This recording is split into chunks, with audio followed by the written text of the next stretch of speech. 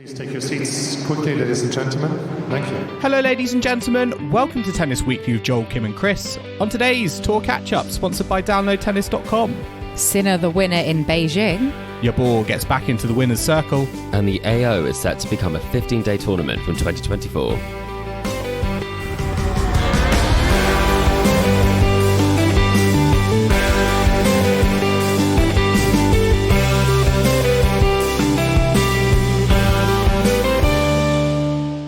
Kim, Chris, today is the 4th of October and we are here to catch up on the week in tennis at Tennis Weekly HQ. Well, I say the week, actually, we're recording on a Wednesday. The Beijing final for the men's event has just happened. We're in round 3 of the women's event. It feels all very out of kilter at the moment. And guys, I feel like that can only mean one thing, and that's that the Asian swing has arrived. Yeah, it's strange to be recording on a Wednesday outside of the Grand Slams, but the schedule dictates that, so here we are. When did Wednesday finals become a thing? I don't even recall that ever happening. Well, from your opening, I was thinking, has that happened before? Was that an Asian thing that happened? But maybe with the performance buys, maybe Medvedev and Sinner are already into round 3 of Shanghai. I mean, who knows? Why is that not more of a thing that's spoken about in the news? I don't think we've really addressed it. I don't think anyone's really spoken about it on social media, but it just feels...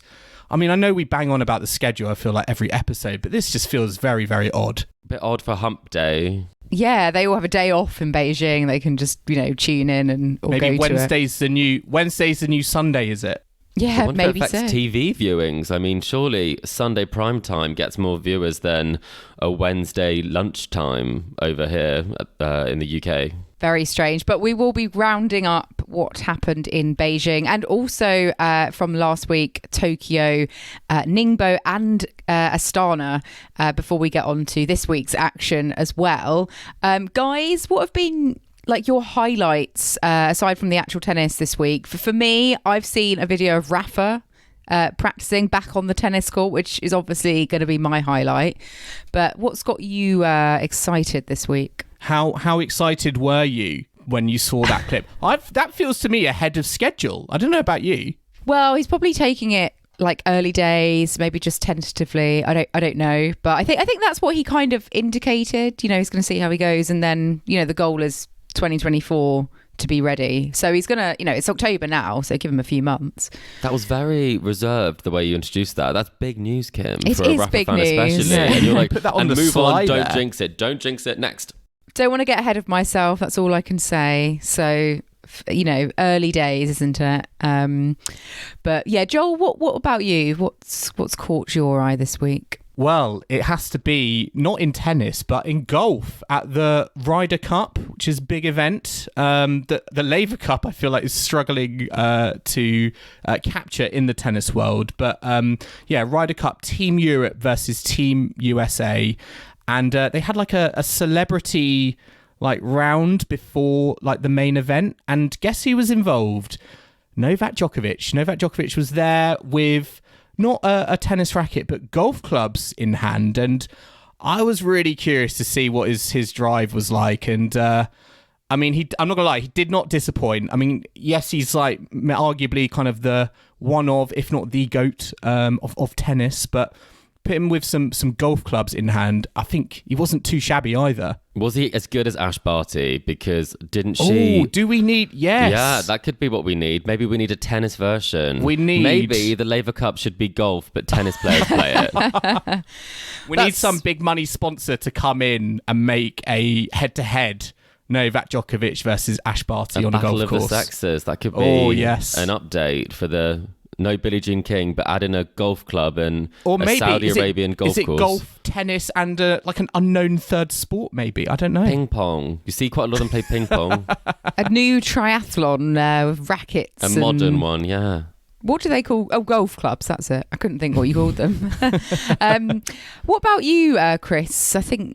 where's your eye been this week? Well, maybe if you add to that sort of modern triathlon, you could add beer pong. Based on the story this week, because we all remember Jessie Pegula. JPEG's now pretty much a firm fixture in our highlights of the week, given what she gets up to on social media. But this time, Someone actually asked, whilst Pegula was in Tokyo, asked her to sign a Heineken can because that's what she drank when she had just lost in the quarterfinals, and she was trying to get herself ready for a drugs test. So this is a very interesting piece of tennis memorabilia. And I'm not sure where we stand on this from the green perspective. Will it still be recycled? Can you recycle it? Did they wash it up before they got it signed? I'm disappointed it's not an orange Doritos bag, if I'm being quite honest with you. That would have been my go-to. You would need marker pen, product, wouldn't you? I mean, that the nature of the texture of that can easily rub off. Actually, it's quite hard to sign, isn't it? But Open I would find or a way. unopened? That's the question. Absolutely. Yeah. I mean, is this going to go pride of place on their living room shelf? I hope looks so. like junk, doesn't it? Can go nowhere else, Kim. Could go in a modern art gallery, maybe. I mean, that's the sort of vibe that you might get in there. You know, all sorts of different things. Yes, in very Copenhagen, no offence isn't to modern art. Yeah. Yeah. You know, you could do a Warhol-esque signed Heineken kind of can, Jess Pegula montage. So you think paint it now is what you're saying? Well, just use it as a base of a print. But anyway, tennis and art, we'll see how that wants to combine. Let's talk about the tennis and let's talk about Beijing, because we did have the final today between Jannik Sinner and Daniil Medvedev. So Wednesday final, very strange. But yeah, Jannik Sinner, he's managed to do something he has never done before, which is beat Daniil Medvedev. And what a way to do it in the final of the ATP 500 event in Beijing. 7-6, 7-6, straight sets, 2 tie breaks. He's finally got his first win over Medvedev. He was previously 11-6 in their head-to-head. Joel, what do you think made the difference today for Jannik Sinner in terms of him being able to record that first win and get this title? Well, I think he's been playing some of the best tennis of his career, I think, this week. This has been a very, very tricky draw to navigate. He has won bigger titles. He won the Canadian Masters earlier in the year, but I would arguably say that the route he has had to go through with this draw has been very, very challenging. I mean, he's had to face Dimitrov, defeated Dimitrov in the quarters, Carlos Alcaraz in the semi-final, and I think with those 2 victories in particular, I think will just give him full of confidence that regardless of who's in front of him and the barriers that they might perceive there to be, given that such an overwhelming head-to-head to Medvedev, I just think that just shows the level and the belief that he's playing with. And in the final, I think from the back of the court, he was just defensively such a rock. He was using a bit of variety. I loved him, coming to net to do a bit of serve and volley. I do sometimes question whether Daniil Medvedev knows what to do when a player is net rushing and is at the net, because I think we've seen it on a few occasions, and I think that really, really helped Jannik Sinner. And the angles I think he also played with, it just showed, I think, all of the, as I say, kind of all the tools that he can play with, and very impressive performance throughout the whole week. And, he'd beaten Alcaraz, like you said. So amazing week. Chris, what were your thoughts on Sinner's performance this week in Beijing? Well, I mean, I wasn't 100% sure if he was 100% because, going out in the US Open, there was concerns about his back in terms of how his serve was doing. And he seems to have put those kind of firmly behind him. I mean, as you said, he was serving brilliantly. He won 82% of points on first serve against Medvedev and 71 on second. So that's about as good as the numbers can get when it comes to his performance on serve. So those back concerns are long gone. They were never fully confirmed from the US Open. So it does kind of put into question why he's able to peak either side of the slam, but not at the slam, because you'd think going into this that he'd had a lot of form. And the way he's playing after it, I mean, maybe he's had some recovery time, but I'm just hoping he doesn't do like an FAA. Yes, not FFA, FAA, I always get that wrong. And have a great end, always have to check, and then a great end of season and then not be able to carry it over, because, a lot of the big tournaments are wrapped up. There's the end of season finals that obviously he'll be a fixture at. Paris as well, but, you want to be in contention in the big moments, and for him this year, I guess that hasn't quite happened, but it's setting himself up for a fantastic seeding and a fantastic potential Grand Slam season next year. Yeah. I mean, Chris, you did say he had no back issues, but he did have vomiting issues. I don't know if you both saw this in his quarterfinal. he had to throw up into a bin on the court, and it was pretty awkward actually because the cameraman was just basically like, I'm just going to get every single moment of this, and it was just like full The the heat has been exposure of something, his yeah. head in a bin on the court. And again, I think it was just impressive how the fact that he won all these matches, and I don't think he was necessarily 100%. He was just finding a way to win, and it's just been a bit of a strange week for him, because even at the start of the week in that match against Dan Evans was sort of imitating to him and gesturing to him that he was injured. So he's had to overcome, I think, a few kind of odd kind of moments on the court. Do you think he's had to go for more then? Because on return, I mean, against Medvedev, it's probably one of the most impressive sort of return performances that I've seen for him in terms of really kind of, well, actually less so than Medvedev, but very much so in the Alcaraz match, where I think Alcaraz only won 28% of points behind second serve.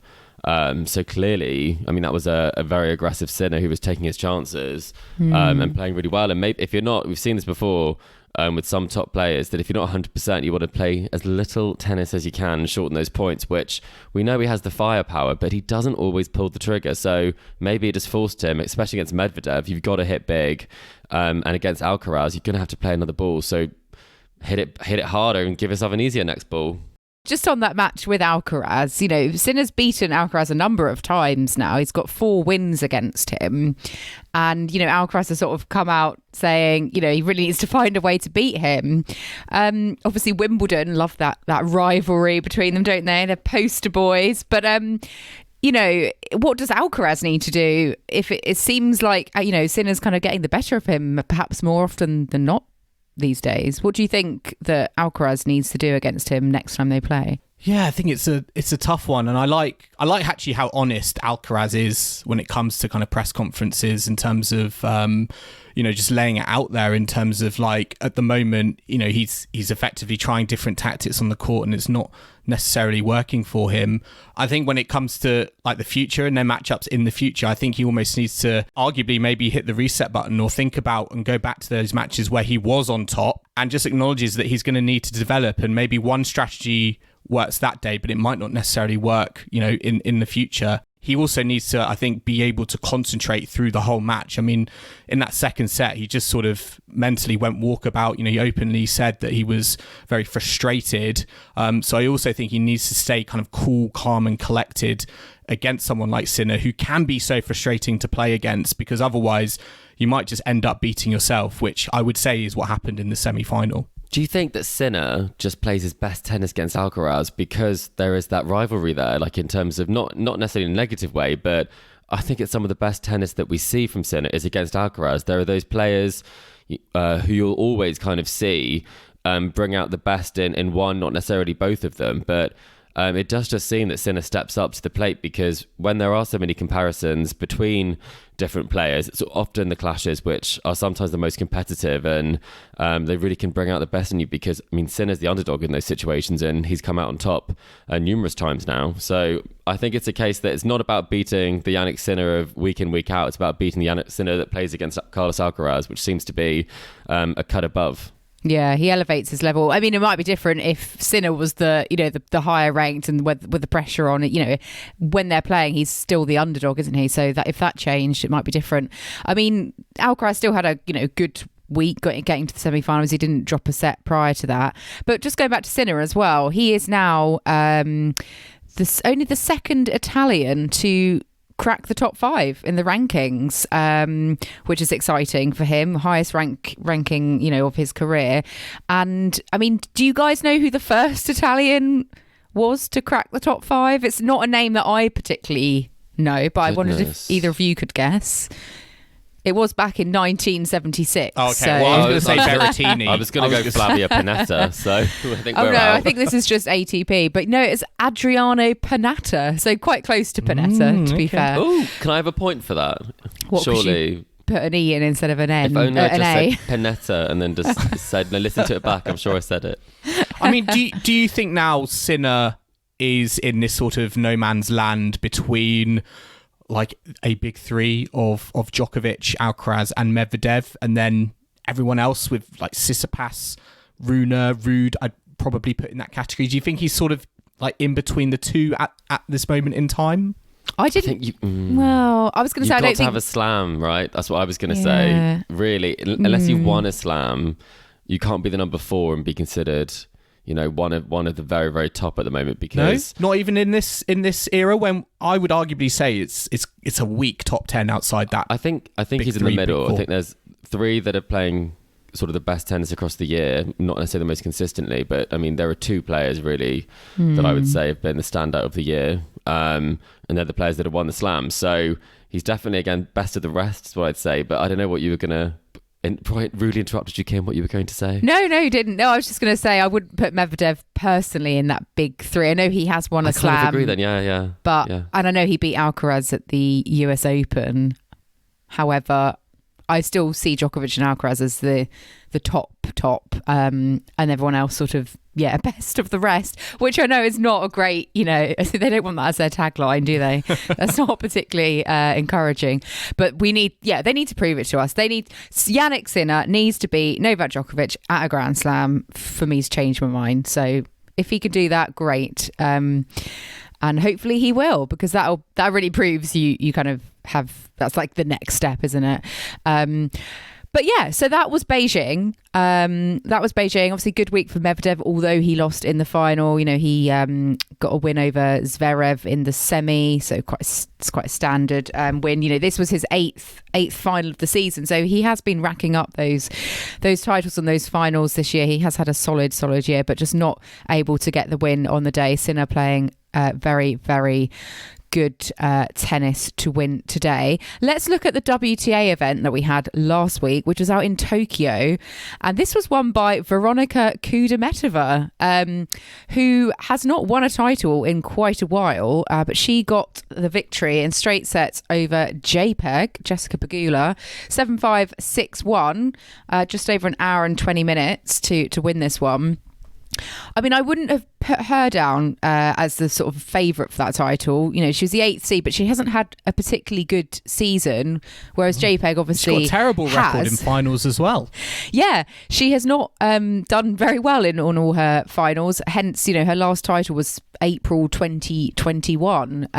She'd lost 4 straight finals since then. Yeah, so I mean, Chris, what did you make of Kudermetova this week, and what was she doing differently to actually change the end result this time around? Wow, I mean, she was getting the ball into the court, which hadn't. That always helps, doesn't it? It really wasn't a given. It really wasn't a given, because I watched pretty much all of the match, where just a few months ago, in August, middle of August, she lost in straight sets to Venus Williams, and she could not get the ball in the court.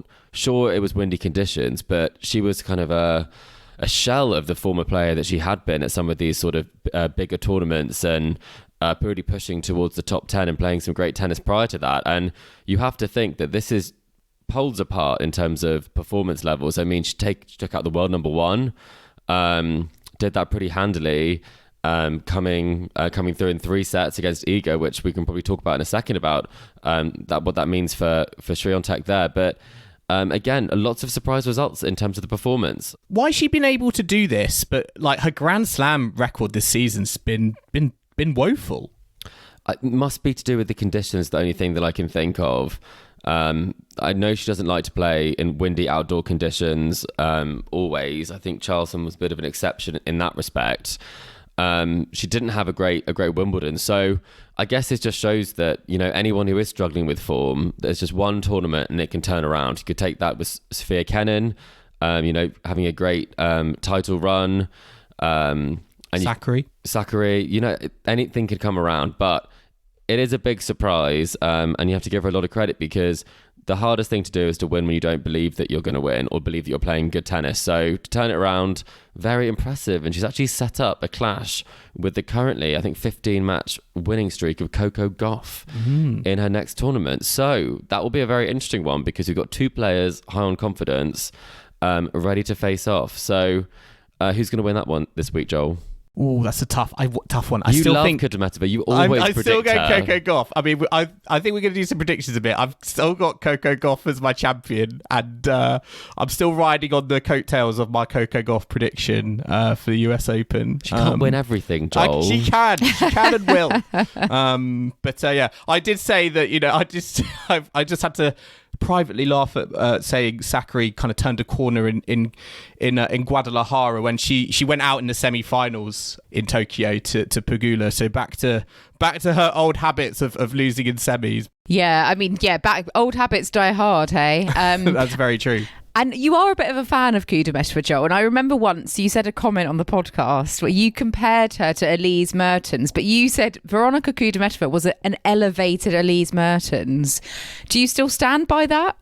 I think I do at Grand Slams, although I would have to take out 2023 because, to me, she's a very consistent performer at Grand Slams, normally gets to that second week. If we're talking about Elise Mertens always making a third round, I always felt like Veronika Kudermetova was like a player you could always rely on to make a fourth round at the minimum. But it's not been quite there, I think, this season. And again, she might be looking at the end of this season to rack up some ranking points because I don't necessarily think the level that she showed, the fact that she did beat Iga Swiatek en route here, it's just not been there as consistently as I think we've known her for in previous seasons. Well, Elise Mertens, we should give a shout out to because she is currently the doubles number one.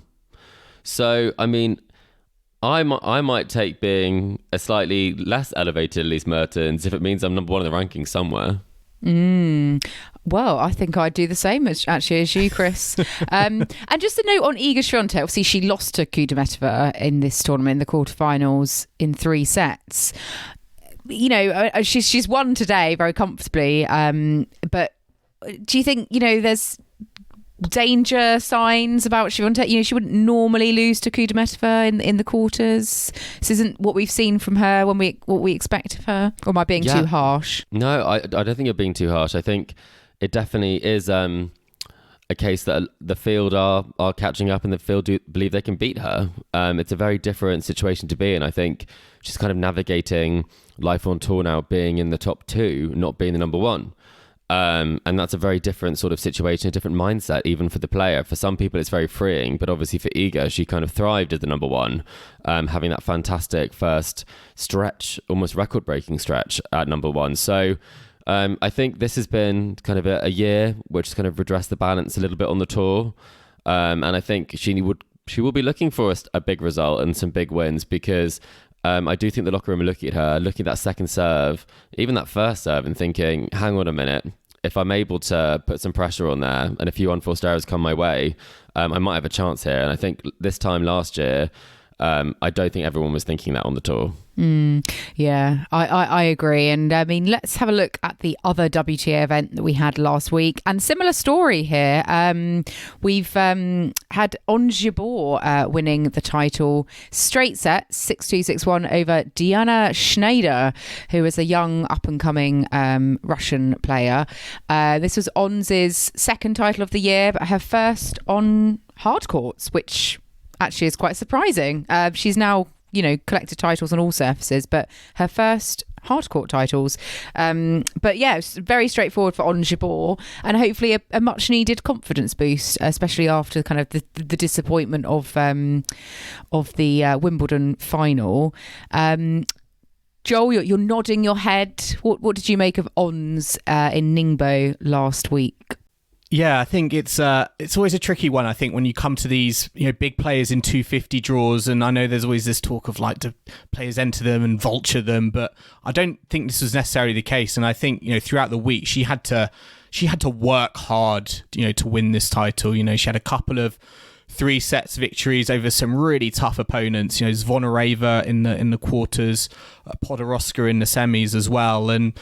When she came to that final, I think that regardless of who your opponent is, yes, I know probably a little bit of an unknown entity to a lot of people, but you wonder how much scar tissue was or is there from the Wimbledon final, and how is that going to affect her once she gets into this situation again. So I was very pleased for her in terms of, as I say, that sort of confidence boost it would give her, and that positive experience of winning from a final. I think it's just going to do her a world of good, and who knows, maybe help her, I think, on this sort of slow road maybe to recovery and redemption at a Grand Slam further down the line. I think this is, to me, is like a building block for that, and I'm very pleased for her to win to get it over the line in that final. Yeah, and she said afterwards, that it has helped her gain a bit of confidence, even though it's a 250, not a Grand Slam. It's like a small step to kind of getting that job done in a final in a Grand Slam. So, she had a lot to say, a lot of kind words to say about Schneider as well. Chris, is Schneider someone on your radar? Is she one to watch? Young up and coming teenager. She beat fellow youngster Linda Fruhvirtova in the semi-finals quite comfortably, but obviously not able to really compete in the scoreline in the final. But is she one that we should keep our eye on going forwards? She really is. She's almost the next in line on the Ostapenko sort of spectrum of things. She is not a pusher. Are we going to see her in Riga nails then? Oh, well, she may be in Riga bandanas because she is famous for her polka dot bandana, but she has quite a big kind of following on Twitter in terms of the fact that she is known for really not liking pushers. She goes after the game, she hits big, and she's quite an interesting story really, because she's the first player since 1993 who is currently at university. She's a freshman at North Carolina State who is competing on the tour, who's in the top 100. So that's something that's quite interesting about her, is that she's balancing her education with her tennis, and when she's playing tennis she really goes for it. So you have to say that's an entertaining prospect, and she did get into a bit of a run-in with Maria Sakkari in the Australian Open, where Sakkari did not like the way that she was kind of come-oning sort of in her face. So she's a character, and I think she's someone who will see a lot more on the tour, and we'll have a lot more to say about her. Yeah, she's in the top 70 now, a new career high. So that's fantastic, considering, she's just starting out at college as well. So juggling the two, we'll have to see how she gets on. And just before we go to a break, we have the Astana Open, just to recap very quickly from last week, where one of our favourites on the podcast, Adrian Mannarino, won the title. Another title. I know. Racking them up. I know. He's the 250 king. He's the French king. 3 sets over Seb Korda in the final. He's become the first French player since 2020 to win more than 1 titles in a season. And I do believe he is... God, what does that say about French tennis? Is now the French number 1 still? Yeah, surely. He's now very much... I mean, that would have affected the Davis Cup, because now he is just 1 place away from his career high ranking at the age of 35. So really proving age is just a number, that's for sure. That's amazing. Yeah, because he won Newport earlier in the year and now has got Astana as well. Came back from a set down against Seb Korda. So he said he wasn't feeling great at the start of the match, but it was quite tight, but he just sort of relaxed as he went along, played with less stress, and there you go. So great result for him. And French tennis, I guess. I mean, he's still I still don't understand him. I swear I watch all the highlights whenever he plays, and it's one of those, like, it's not the most, I'm going to say it now, not the most elegant style on the tennis court, but it gets the job done.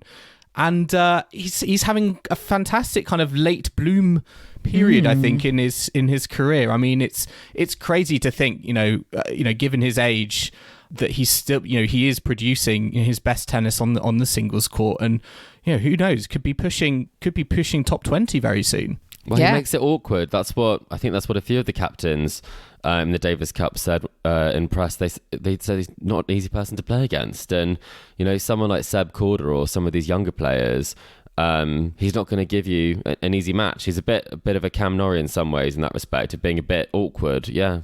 Does it make it even more surprising then that he just wasn't picked in that Davis Cup in Manchester in that final tie? Ooh, I mean, it does. I can understand that. Yeah, I mean, yes, he should have played, absolutely. But there were some injury concerns there. But I mean, clearly he's shaken them off, and he's picked up the title in Kazakhstan. So again, I mean, who knows how you select someone for a team, but as I am the number 1 Davis Cup strategist that's never been a captain or done anything on a tennis court that's impressive, I would have picked him, Joel.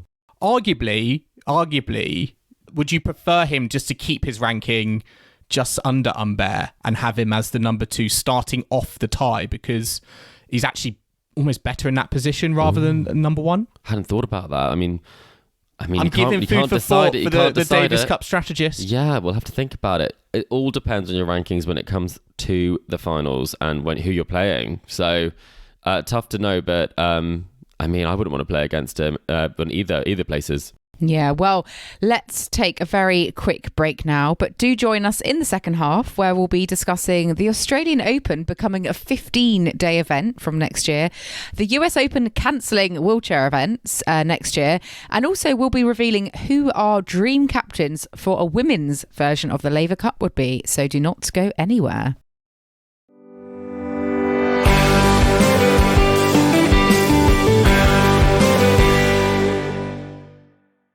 Welcome back to the Tennis Weekly podcast, sponsored by downloadtennis.com. Now we're going to move on to Joel's game. Well, we think it's called Joel's game. Are we calling it Joel's game now? We can't think of any better titles Hang on, for our new game. I gave you what I thought was a better title, and you both hated it.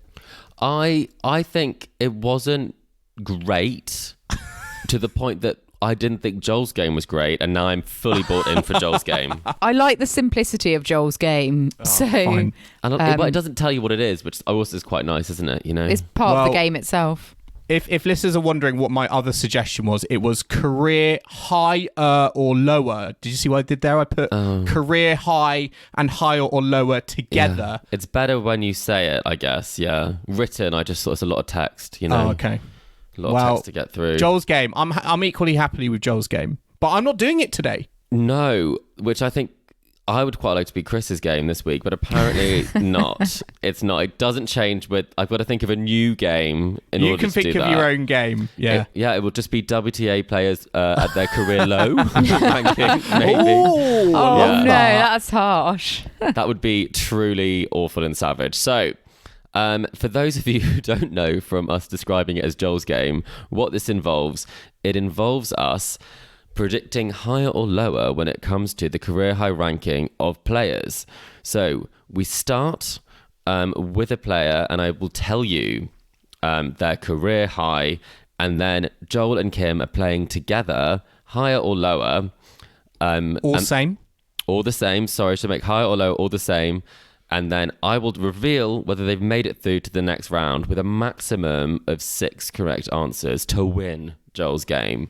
I don't really want Joel to win Joel's game because that feels like it's a bit much, doesn't it, Kim? But I'd like you to do well. I want to say, I'm going to say this now and probably it not reflect well in like 5 minutes time, but I'm better. I think I'm the best at this game than the other 2 games that we play, Mysterious Play and Par for the Courts. I will agree with that, and that's why I've made this really hard. Okay. Yeah, so Kim, are you ready? Yes, let's do this. We're going to start with I would say a semi-active player on the tour, one of the all-time greats, and we're having a British theme for this. We're starting with the little-known Emma Raducanu and her career high ranking of number 10. Okay. So that's our starting point. Yep. Your next player is Kyle Edmund. Oh, that's a tough one. He hasn't been in the top 10, has he? He got to a semi-final of a Grand Slam. I think his highest ranking was about 14 or 17. I'd say lower. I mean, higher. Wait, lower. Yeah, lower. You think lower than 10? Yeah. I don't think he reached... I mean, it's... Yeah. I agree. I don't think he reached top 10 despite getting to a semi-final of a Grand Slam. I think he reached, like, if I had to put a number on it, I would have to put, 13, 14. But I think, we're going to say lower? Lower, yeah, agreed. Oh, God, here we go. Okay, lower. Lower is correct. It's Yay! Number 14, so almost spot on, Joel. Very well done in that. We're going slightly easier now with another favourite of the pod, now tournament director of Nottingham, Laura Robson. She's got to be lower. She never got up to more than... I don't think she was on the tour enough 40? Consistently to go higher than 14. I mean, I think she was probably in the 40s as her highest. She had or 50s. better tennis. She had tennis that could have put her in Yeah. above that number, but I don't think she No. reached that. No, I don't she think reached. so. I want to say lower. I would say I think she was a low seeded player at her best, like a 23, 24, maybe. I don't Kim, think she not ever got as convinced high by as that. Well, she reached the 4th round at the US Open, but she didn't really have any other notable, things that would have got her loads of ranking points, I think. So, But We're saying lower? but it doesn't is matter that- really. But yeah, it's lower, and then you'll tell us her ranking anyway, won't you? So,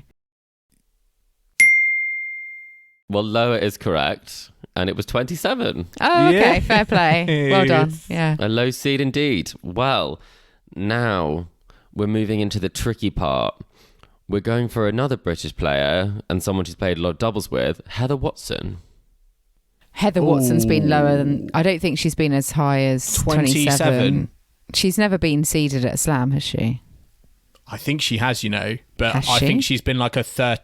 I want to say she's been like a 30, 31. Yeah. Has she Mm. been top 25 in the world? No, I don't. It no. sounds like a push, doesn't it? I think we're getting lower and lower.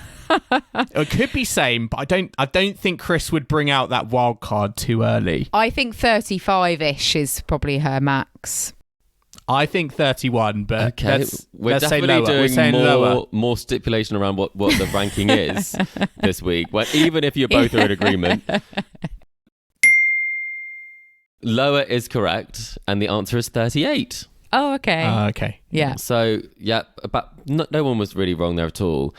Now we're going to swap back to the men. We're going to go for Jack Draper. Oh. Well, he's definitely been 40. He's been top 50, definitely. I think he's been in the 30s, but it's quite close to Heather's ranking, I think. But he's not been seeded, has he? I'm quite enjoying the 39? fact you're not both sure. I think it might be the same as Heather Watson. I think he's been higher. Just a tad. Just a touch. Like 37, maybe. Yeah. Yeah, I think he might have been. Like a few spaces higher. Yeah. Should we say higher? Should we say higher? Yeah. Oh, okay. Right. We're gonna go with higher. Hmm. You're saying higher. Yeah. I can tell you. It's an incorrect answer. Oh no!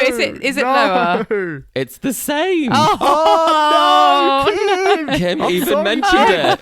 It's 38. And Oh, I can tell you two that I was so confident that you wouldn't get that one right that the only person I put afterwards was just Sue Barker and no ranking next to it because that was game over for me, That would be the perfect way I'm to sorry, finish. Kim.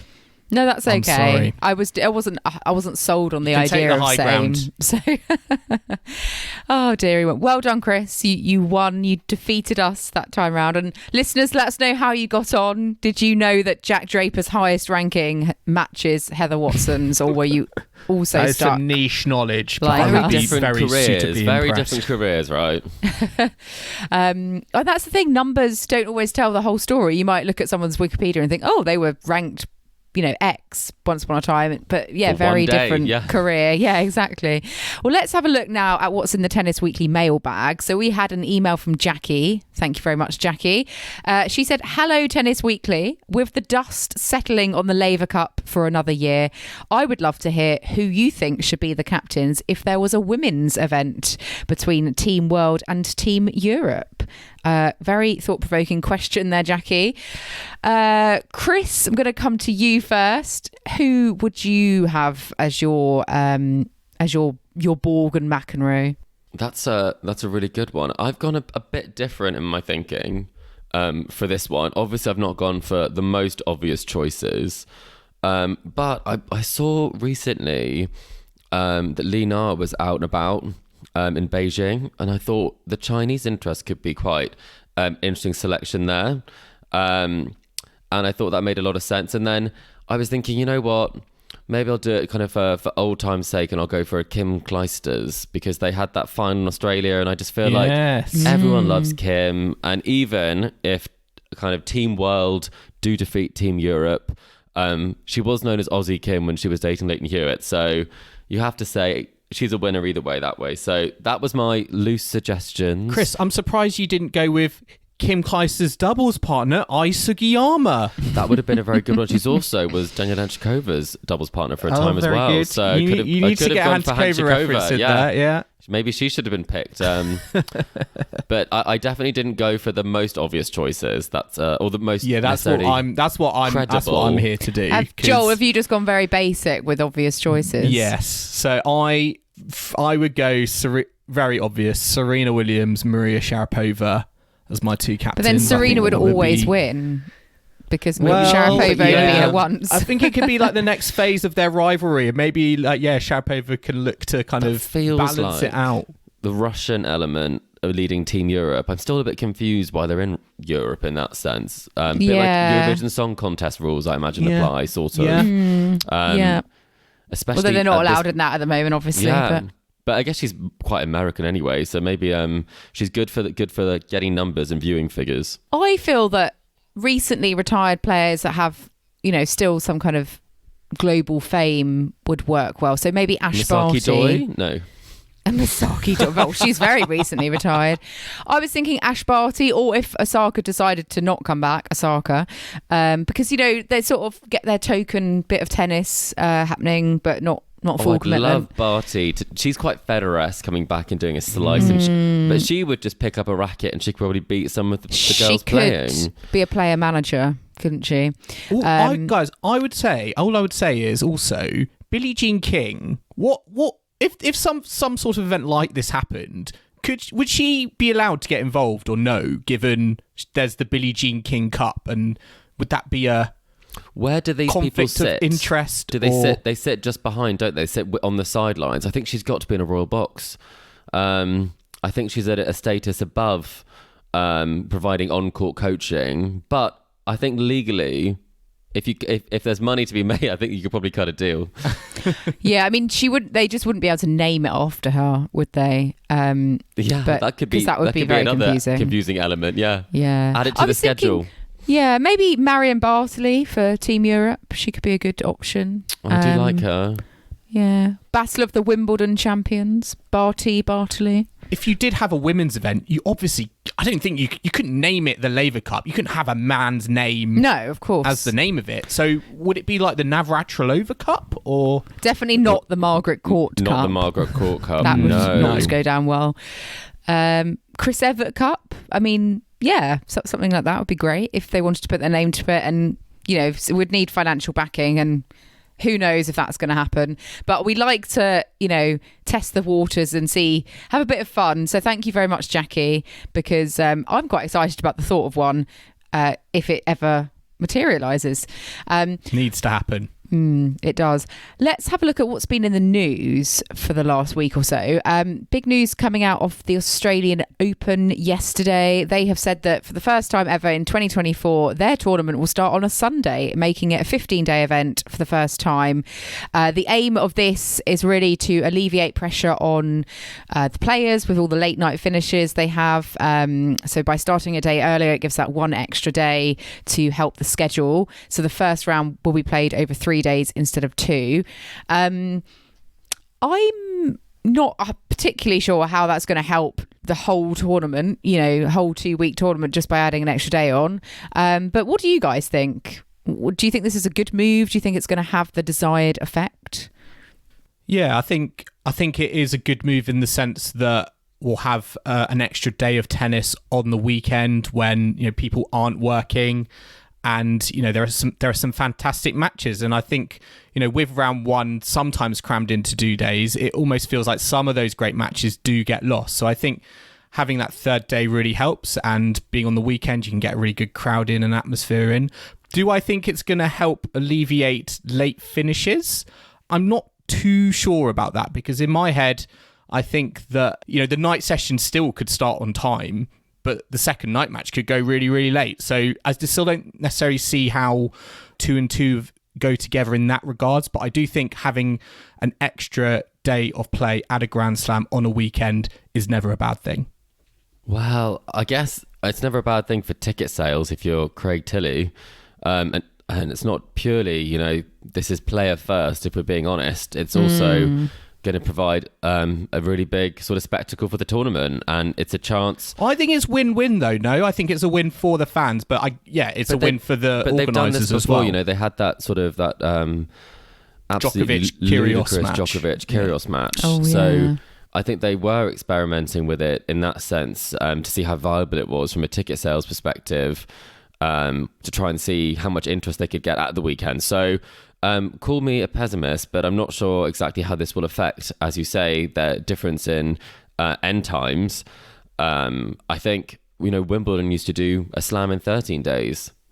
With the Saturday, the Sunday Middle not being Sunday. a day Without of play. a roof as well. Exactly. So I don't really want every tournament to get longer. I know we have had some Sunday starts historically, but I think with matches finishing on Wednesdays for tournaments, and we've had 2 weeks and 10 days tournaments, I'd quite like a bit of consistency and kind of sticking with the tradition, because for me personally, it does just feel like this probably would just be about getting kind of lots of entertainment, lots of food money, and lots of ticket sales. And I'm not sure that that's necessarily the best thing for all players, because the scheduling tends to only affect and benefit the higher seeds. Yeah, it reminds me of Wimbledon this year, where we had rounds at different, players at different rounds, and it was very confusing. And I remember a comment on Instagram or Twitter, and someone just put, "No rounds, just vibes," which just still makes me chuckle to this day. If that person's listening, you provided much entertainment. But yeah, I agree with both of you. I think it's a bit of a tokenistic move, but one extra day, great. We have that at Roland Garros, so I don't know if it'll make a massive difference, but we welcome it for certain reasons. Do you think we'll get to a point, because of the money factor, that all 4 slams will become like 15-day events and start on the Sunday as opposed to the Monday? That might mess up the Wimbledon queue a bit for camping. I think they've gone to the multiple day. They've added the Sunday as well, so they've gone up a day. We've obviously seen the French does that, but I guess it will be a trend, because there is so much demand for tickets. I mean, we're going to talk about the fact that the Wimbledon ballot, the public ballot's now open. I think one of my friends texted me and said the number 8 million who've applied for tickets. So that's insane. There's definitely got to be a desire for there's definitely the desire for tickets. The need is there, the demand is there, and you can see that from people going to watch practice matches. And then people going to watch qualifying, that's really kind of exploding in terms of the Wimbledon qualifying setup improving so much. And I think that it's great tennis is popular, but I do just think for the sake of the tournaments, I'm not sure it's player first. It's definitely finances first, but that's maybe negative. Maybe I'll eat my words in January. And talking of Grand Slams, scheduling and tournaments, the US Open have announced that they won't have a wheelchair event in 2024.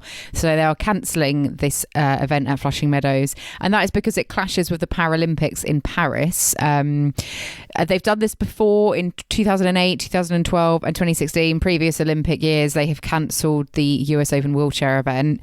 I guess they are assuming that all of the players that play the wheelchair events are going to be at the Paralympics. However, why not give the players the option to have the US Open wheelchair event at a different time? That's a lot of possible income that those players are not going to get because of there not being a US Open. And the Grand Slams for them is their big source of income. So they're going to have to go essentially from Wimbledon all the way to the Australian Open without pretty much any income. Because, the Paralympics don't give them the same. Well, I don't think they don't get financial winnings from the Paralympics. What do you make of this decision, Joel? Quickly, do you think? I know they've done this before, but does that mean it's right? No, I think if this happened in able-bodied tennis, everyone would be up in arms about it, and it just wouldn't happen. And there's a great big disparity there, and I don't agree that these players should be missing out on both. And the fact that it's happened so long, over such a long period of time, it's not just been a one-off, as you said. It's been at the last 3 events from 2008. I feel like there must be, in that time, they can come to a working solution. I feel like it's almost like it's second nature now, and they'll just kind of cancel it. But I don't necessarily think that's the right. I don't necessarily think that's the right approach. And these tournaments do need to be player first, and that does mean, prize money, especially for wheelchair competitors, where those chances aren't as frequent as it is, for able-bodied athletes on the ATP and WTA tour. They need these Grand Slams to happen, and so I think they should be prioritised a lot more, regardless of if it's an Olympic year or not. Yeah. Chris, anything to add? I mean, I pretty much agree with Joel there personally. Yeah, I mean, I do agree with that. I think, again, it's the key point is this wouldn't happen if it was, the men's singles event. We've seen them drop the mixed doubles before. In COVID, we've seen them drop this sort of thing at times before. And you just have to think that it's a real blocker to the momentum of wheelchair tennis.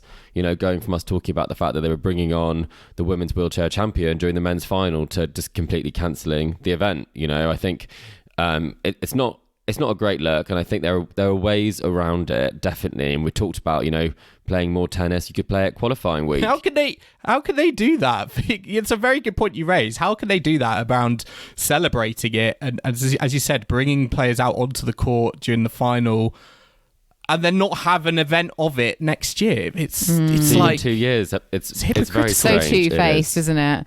Oh, dearie me. Well, we'll see if maybe, I don't know if there's going to be a big outcry, whether they'll change the decision based on that. But I find that hard to believe they will. But yeah, it's not great. And again, it's disparity, like you said, Joel. Let's have a look what is happening this week. We've got 2 1,000 events in Asia. So we've got Beijing for the ladies, the 1,000 event that's already underway. And we've also got the Shanghai Masters. That we haven't had these events for a few years, obviously, because we've been out of China.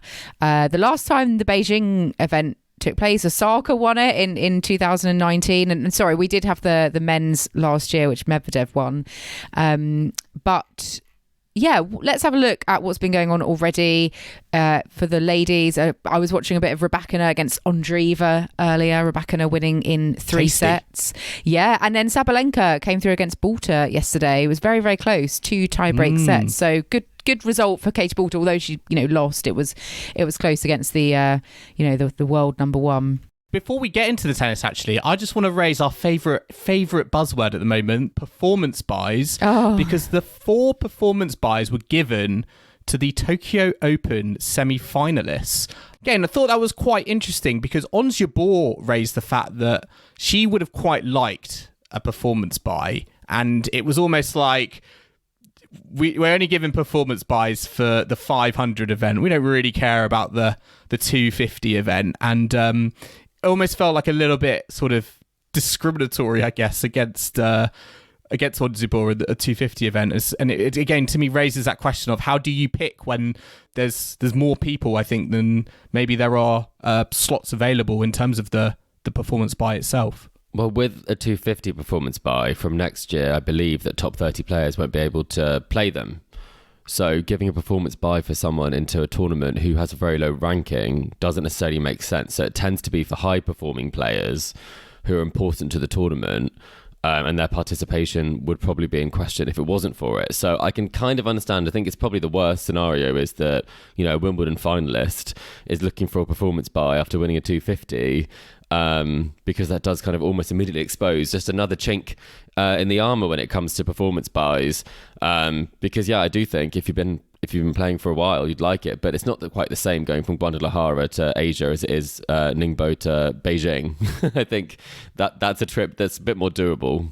Couldn't you also argue, and not to be mean to Ons Jabeur, but why didn't she enter the 500 event? It's the higher caliber event, and she's able to enter those events and play them, so she chose to go for the 250. Yeah, easier draw. She got the title. We still don't think they make sense at the moment, right? But we're just saying that we can see both sides with Ons Jabeur, I think. Yeah, but who do you think's looking good so far in Beijing? Out of what we've seen on court already. You've got full predictions here, Joel. Goodness. Well, I think Coco Gauff's looked in fine touch so far. I mean, she had a very tough battle against Martic, and I'm interested to see how she goes against Kudermetova. And who knows, maybe we do get Coco Gauff, Iga Swiatek in the semi-finals, because Swiatek's had a very easy route so far. She destroyed Lynette 1-1. And maybe she feels like she's got a little bit of a point to prove. The fact that, she went out a little bit earlier than she would have liked in Tokyo. Maybe it's just, this could be a tournament where she's like, actually, don't forget about me just yet. I may not be world number one, but I can still do the business. She might face Kudermetova again if Kudermetova does get the better of Goff. Yeah. We could have a repeat. Ooh, I'm looking at Rybakina having not played. I think she's come back and she's been playing some great tennis. It's almost like she's never... I mean, she destroyed Qin Wenjing, didn't she? In the first round, 1 and 2. That was very impressive, I thought. Very impressive, having not played and obviously had some injury concerns. And then we've got Ostapenko coming into form as well. And I'd quite like to see, a Sabalenka-Rybakina match and maybe the winner of that playing Ostapenko. That would be a really tasty top half for sure. But I think Rybakina's gonna play some really great tennis this week. I think she's come through against Andreeva, who's been playing very well. And I reckon she's probably my pick for this one, Joel. So I'm not going with Coco Gauff. I'm not going with the form player. I'm going with the unknown quantity. And the Coco Gauff is delivering her own Swiatek-esque streak at the moment. And it's continued from the hard courts of America all the way through to Asia, in my book. Until she loses a match, Joel will predict her to win everything, right? Yeah. And Joel, just going on to the Shanghai Masters, you've predicted Sasha Zverev to win. I don't know where that came from. I think I put this script together like earlier in the week. He's going out to Ben Shelton. What do you mean? I mean, I just had a feeling.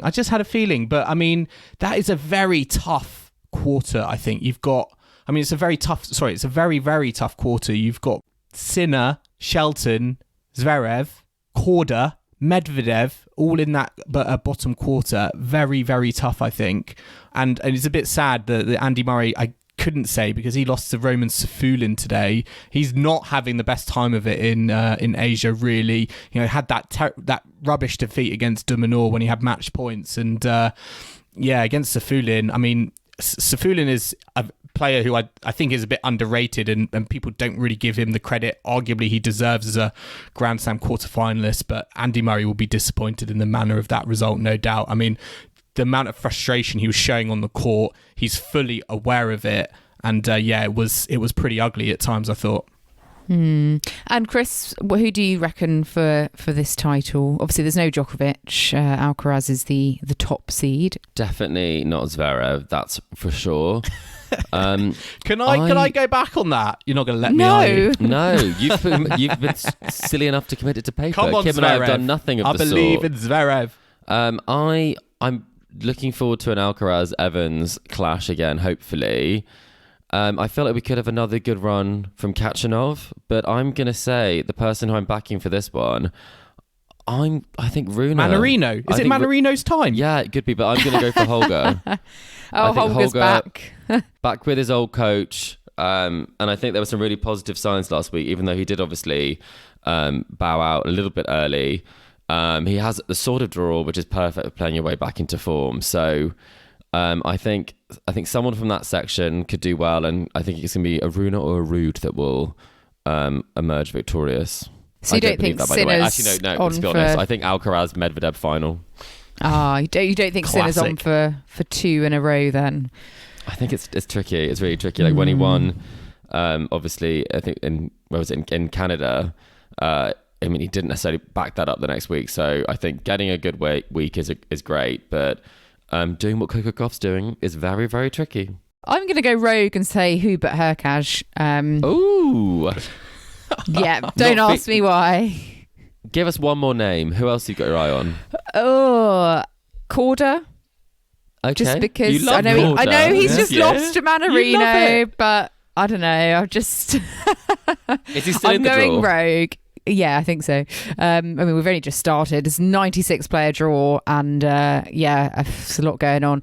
But we'll see. A lot of buys. But we'll be rounding up the results when we get there, won't we? From Shanghai and also Beijing. Yes, we are looking forward to that. But yeah, Shanghai and Beijing are underway. But we're going to wrap it up there for our latest tour catch-up with the Tennis Weekly podcast. Listeners, I hope you've enjoyed our latest episode. Remember to subscribe to us to stay up to date on all the action still to come from the ATP and WTA tours. We are on Apple Podcasts, Spotify, and all major podcasting platforms out there. And if you like what you're hearing, then make sure to leave us a rating and a review on Apple Podcasts or Spotify. You can also follow us on social media or email the show. We're on Facebook, Instagram, TikTok, YouTube, and X. Tennis Weekly Pod is our handle. You can also purchase Tennis Weekly merch at etsy.com/shop/Tennis Weekly Podcast and email the show on tennisweeklypod@gmail.com. And do check out our website as well, tennisweekly.co.uk. And we will be back next time at Tennis Weekly HQ for our next tour catch-up. So I hope you can join us for that. But in the meantime, it's goodbye from Kim. Goodbye. It's goodbye from Chris. Goodbye. And it's goodbye from me. We'll see you again soon.